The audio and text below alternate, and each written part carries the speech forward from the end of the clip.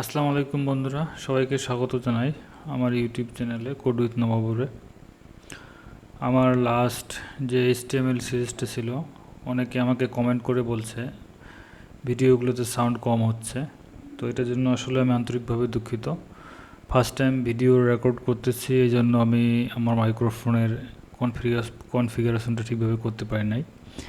আশা করি এরপরের টিউটোরিয়ালগুলো সিরিজটির সাউন্ডটা ভালো হবে। এবং আজকে যে আমি একটি নতুন টপিক নিয়ে হাজির হয়েছি, এটা হচ্ছে সিএসএস নিয়ে। এই সিরিজের নাম হচ্ছে সিএসএস অথবা CSS3। তো সিএসএস ওর CSS3 ছাড়া ওয়েব পেজ বা ওয়েব ডিজাইন বা ওয়েব ডেভেলপমেন্ট আসলে কল্পনা করা যায় না। সিএসএস ছাড়া কোনো কিছুই ডিজাইন করা সম্ভব না। তো আজকে টিউটোরিয়ালে আমরা দেখব সিএসএস কি, CSS3 কি, CSS-এর ব্যবহার সম্পর্কে বিস্তারিতভাবে বলবো। এবং আমি আশা করি আমার এই টিউটোরিয়ালটি যদি বেসিক লেভেলের কেউ শুরু করে, যে কিছুই জানে না এবং কি স্টেপ বাই স্টেপ শেষ করে, মোটামুটি 50-60টা টপিক টিউটোরিয়াল হবে এবং প্রতিটা 3 মিনিট 5 মিনিটের মধ্যে আমি শেষ করে দেবো। ছোটো ছোটো করে করব, প্রতি টপিক আমি ছোটো ছোটো করে শেষ করে দেবো। তো আশা করি ভালো করে বোঝানোর চেষ্টা করব। তো চলুন সিএসএস কি একটু জেনে আসি আমরা। What is CSS? আমি গুগলে আস্ক করছিলাম। গুগলে আস্ক করার পর সার্চ করার পর প্রথম যে লিঙ্কটা আসছে সেটা হচ্ছে W3 স্কুলস, এখান থেকে আমিও শিখেছি। তো সিএসএস ইন্ট্রোডাকশন। সিএসএস কি? CSS is the language we use to style A web page. আমরা যে কোনো ধরনের ওয়েব পেজকে ডিজাইন করার জন্য সিএসএস ইউজ করি। লাইক এজ, মনে করেন এই যে একটা ওয়েব পেজ W3 স্কুলস, এটাকে ডিজাইন করার জন্যই কিন্তু সিএসএস ইউজ করা হয়েছে। তো হোয়াট ইজ সিএসএস? আমরা আরও একটু ডিটেলস পড়ার ট্রাই করি। CSS stands for cascading style shits. CSS describe how HTML elements are displayed on screen, paper, or other media. CSS saves a lot of works. It can control layout of multiple web pages or all at once. মানে অনেকগুলো web পেজের CSS design একটা ফাইলেই add করে করা যাবে। External style CSS আর stored in CSS files. External যে CSS ফাইলগুলো, সেগুলো এক ফাইলেই সব সিএসএস স্টোর করে রাখা যাবে। তো আমি সিএসএস সম্পর্কে আরও ভালোভাবে বোঝানোর জন্য, আপনাদেরকে লাইভ কিছু ডেমো দেখানোর জন্য আমি একটা ওয়েব পেজ ডিজাইন করে রাখছি। আমার এই ওয়েব পেজটি দেখুন আপনারা। এটা একটা ওয়েব পেজ। এখানে আমি দুই ধরনের সিএসএস ইমপ্লিমেন্ট করছি। একটা হচ্ছে ওয়েব পেজ স্টাইল 1 নামে, এটাতে আমি ব্লু কালার দিছি এবং কীভাবে করে আমি ডিজাইনটা করছি। রাইটে আমি একটা সাইড বার দিছি, এখানে কিছু ট্যাগ নিচ্ছি, এখানে ক্যাটাগরি নিচ্ছি, নিচে একটা ফুটার নিচ্ছি। তো আরেকটা স্টাইল নিচ্ছি, সেটা হচ্ছে ওয়েব পেজ স্টাইল 2। এখানে আমি কি করছি, গ্রিন কালার দিচ্ছি ব্যাকগ্রাউন্ডটাতে, এই যে গ্রিন কালার, আর রাইট সাইডে সেম অবস্থা। তো এটা হচ্ছে দুই ধরনের এক স্টাইল। এটাতে সিএসএস ইমপ্লিমেন্ট করা হয়েছে, অ্যাড করা হয়েছে বলেই কিন্তু এত সুন্দর একটা লেআউট দেখাচ্ছে, বা যে কোনো ক্ষেত্রে ডিজাইনটা সুন্দর লাগতেছে।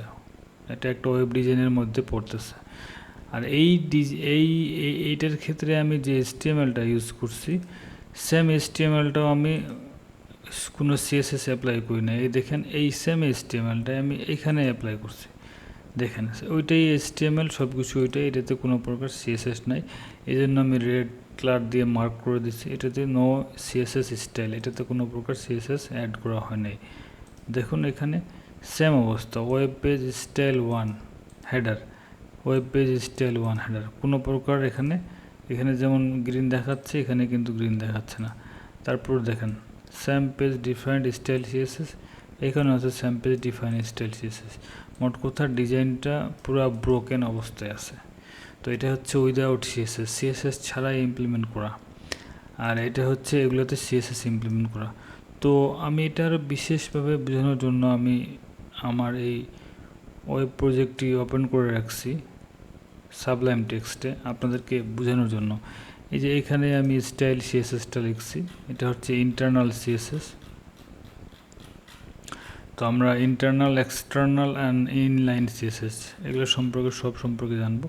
এই যে এখানে আমি লিখছি CSS-টা, আর এটা হচ্ছে আমার HTML মার্কআপটা। এটা নিয়ে আমি অলরেডি আপনাদের সাথে HTML নিয়ে আলোচনা করছি। তো আমি যদি এখন আমার এই দুইটা যে স্টাইল করা আছে, আমি যদি এই সিএসএসগুলোকে রিমুভ করে দিই এখান থেকে, তাহলে দেখুন তো কি দেখাচ্ছে। চলুন দেখে আসি। আগে আমি এটাকে রিমুভ করে দেব।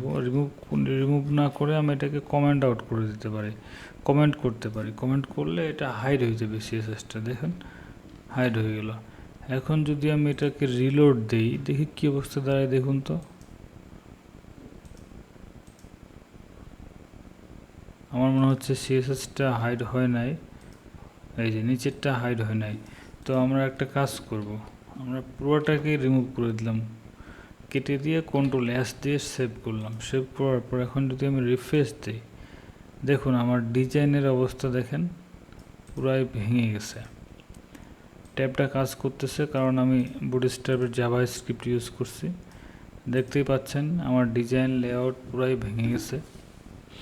তো এটা হচ্ছে অনলি HTML ট্যাগগুলো ইউজ করা হয়েছে, HTML ফরম্যাটটা আছে, এই জন্য দেখাচ্ছে এরকম।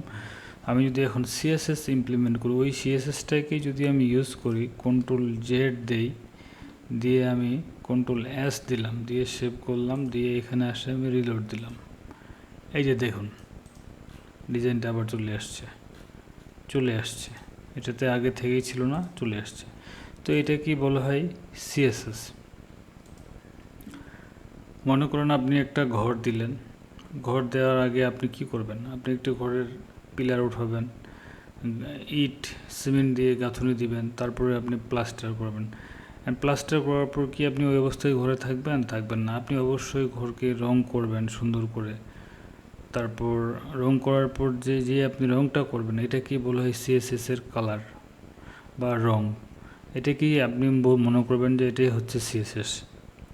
ঠিক এরকম হচ্ছে অবস্থা। CSS-এর মাধ্যমে ডিজাইন করা হয় যে কোনো HTML স্ট্রাকচারকে বাস্তবে ওয়েবসাইটে রূপ দেওয়া লাগে CSS-এর মাধ্যমে।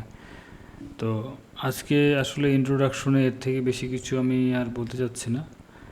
নেক্সটে আমরা শুরু করবো HTML-এর CSS-এর সিনট্যাক্স নিয়ে। CSS-এর যে সিনট্যাক্সগুলো এভাবে পার্ট বাই পার্ট আমি শুরু করব এবং শেষ করব।